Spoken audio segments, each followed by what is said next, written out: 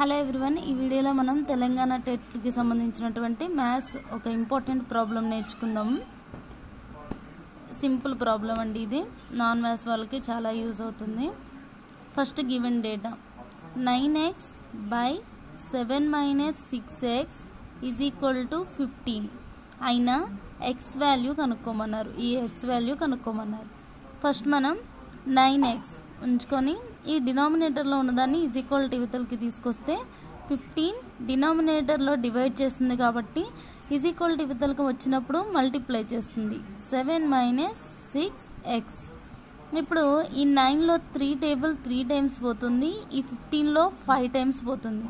అంటే 3x is equal 5 into 7 minus 6x.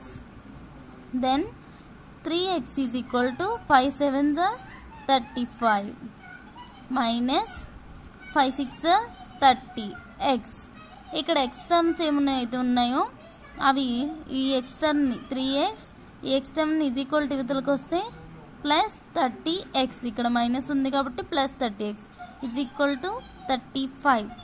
3x plus 30x అంటే 33x is equal to 35.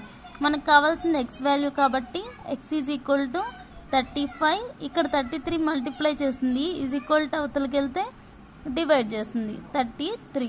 x value వచ్చేసి 35/33. Thank you everyone.